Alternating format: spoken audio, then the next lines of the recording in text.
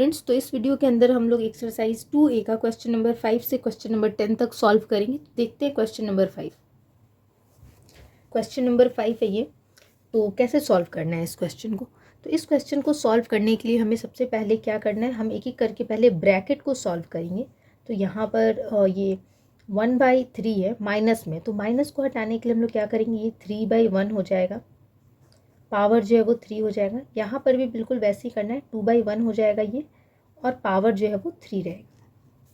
ये डिवाइड हो रहा है, एज इट इज़ रहने देंगे। ये हो जाएगा 4 और ये हो जाएगा नीचे पावर 1 और ये हो गया, तो 4 का पावर 3। अब हम इस पार्ट को ऐसे सॉल्व करेंगे तो ये हो जाएगा कितना हमारा, दैट इज़ 27 माइनस ये 8 हो जाएगा डिवाइड, और ये जो है 4 को जब हम 3 टाइम्स मल्टीप्लाई करेंगे तो हमें क्या मिलेगा, 64। तो अब हम पहले इसको जो है सब्ट्रैक्ट करेंगे और फिर जो है डिवाइड करेंगे। तो इसको जब हम सब्ट्रैक्ट करेंगे तो हमें क्या मिलेगा, 19 एंड ये हो जाएगा 64। तो हमारा आंसर हो जाएगा 19/64। Okay, that's a very simple question. एक बार और समझते हैं। तो सबसे पहले हम लोग एक एक करके ब्रैकेट को सॉल्व करेंगे। तो ये 1/3 है, माइनस में था तो इसलिए हमने इसको रेसिप्रोकल किया, तो ये हो जाएगा 3 का पावर 3। यहाँ पर माइनस एज इट इज़ रहेगा। यहाँ पर भी 2 का पावर जो है -3 है, तो रेसिप्रोकल करेंगे तो 2 का power 3 divide as it is.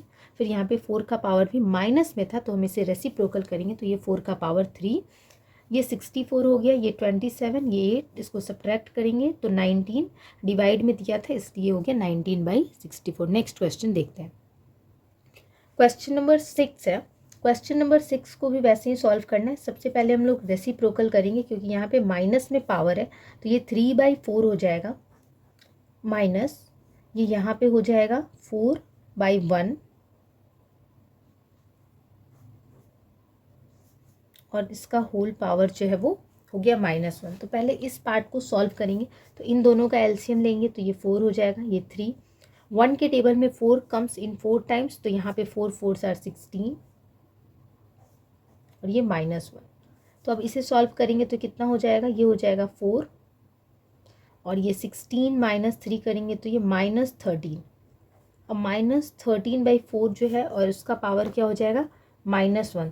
तो जब हम इसे सॉल्व करेंगे तो ये रेसिप्रोकल करेंगे यहाँ पर, तो ये हो जाएगा 4 और ये हो जाएगा -13। तो ये हमारा आंसर आ जाएगा। ओके, तो इस तरीके से क्वेश्चन को सॉल्व करना है। Question number 7। क्वेश्चन नंबर 7 में यहाँ पर हम जो है माइनस में पावर है तो रेसिप्रोकल करेंगे, तो 1/5 इंटू 1/3 ये माइनस डिवाइड 1/6, तो ये हो जाएगा 1/15, ये -1 डिवाइड 1/6, तो ये हो जाएगा 15 और ये डिवाइड में है तो ये हो जाएगा मल्टीप्लाई, तो ये हो जाएगा यहाँ पे 6, तो ये हो जाएगा 90। तो इस तरीके से क्वेश्चन को सॉल्व करेंगे। कुछ स्टूडेंट्स को इस पार्ट में थोड़ा कन्फ्यूज़न हो सकता है, तो इसको देखेंगे। देखिए यहाँ पे 1/15 है और पावर जो है वो -1 है, तो ये जब हम रेसिप्रोकल करेंगे तो ये क्या हो जाएगा 15। डिवाइड है तो उसको जब हम मल्टीप्लाई में, डिवाइड का साइन जो है वो चेंज होता है मल्टीप्लाई में। इस पार्ट को रेसिप्रोकल करेंगे तो यहाँ पे ये 1/6 है तो ये 6 हो जाएगा, तो ये हो जाएगा 90। तो इस तरीके से हम क्वेश्चन को सॉल्व करेंगे। अब हम लोग नेक्स्ट क्वेश्चन देखेंगे, क्वेश्चन नंबर 8। क्वेश्चन नंबर 8, 2 का पावर 0 प्लस 3 का पावर 1, 3 का पावर -1 है और ये इंटू 3 का पावर 2। तो ये मैंने आपको बताया था कि जब भी किसी का भी पावर 0 होता है तो उसकी वैल्यू 1 हो जाती है, प्लस 1/3 इंटू 3 3 ज़ा 9। इन दोनों का एलसीएम लेंगे तो 3 हो जाएगा, ये यहाँ पे 3 + 1 इंटू 9, तो ये 4/3 इंटू 9 हो जाएगा, 4 3 ज़ा 12। तो इस तरीके से हम क्वेश्चन को सॉल्व करेंगे। नेक्स्ट क्वेश्चन देखेंगे। नेक्स्ट क्वेश्चन है 2 का पावर -1 इंटू 3 का पावर -1 डिवाइड 2 का पावर -3। इसे कैसे सॉल्व करेंगे, तो 1/2 इंटू 1/3, क्यों, क्योंकि there is a minus, divide 1/2 का पावर 3। तो ये 2 का पावर जो 3 है इसे हम क्या लिखेंगे, तो ये हो जाएगा 1/8 और ये हो गया 1/6। तो 1/6 इंटू 8/1 डिवाइड है तो ये मल्टीप्लाई रेसिप्रोकल हो जाएगा, 8/6 ये 4 टाइम्स में एंड ये 3 टाइम्स में, तो जो हमारा फाइनल आंसर आएगा दैट इज़ 4/3। तो इस तरीके से हम क्वेश्चन को सॉल्व करेंगे। नेक्स्ट क्वेश्चन देखेंगे, क्वेश्चन नंबर 3। 1/2 का पावर -2 है, तो यहाँ पे भी रेसिप्रोकल हो जाएगा, यहाँ भी रेसिप्रोकल, माइनस है तो उसे रेसिप्रोकल करना है। 2 2s are 4, 3 3s are 9 plus 4 4s are 16। ये 16 और 4 जो है वो that's 29 is the answer. It's a very simple question. Question number 9 है। क्वेश्चन नंबर 9 में हमें x की वैल्यू जो है वो फाइंड करना है, तो यहाँ पे रेसिप्रोकल हो जाएगा। एक्चुअली हम यहाँ पे ना बेस सेम है, ये देखिए बेस सेम है दोनों का, तो हम क्या करेंगे, हम जो है ऐड कर देंगे। तो -4 प्लस -5 इक्वल टू 5/3 और ये 3x, ठीक है। तो अब ये हो जाएगा 5/3 और ये -9 हो जाएगा, कितना, -9, और ये इक्वल टू 5/3 3x। अब यहाँ पर इन दोनों का बेस सेम है तो इसको कट कर देंगे, -9 इक्वल टू 3x। तो -9 ये मल्टीप्लाई हो रहा है, इधर आके डिवाइड हो जाएगा, तो x की जो वैल्यू है दैट इज़ -3। तो हमें x की वैल्यू जो है वो क्या मिलेगी, -3। तो इस तरीके से हम क्वेश्चन को सॉल्व करेंगे, हमें x की वैल्यू पता चले। एक बार क्वेश्चन को देखते हैं।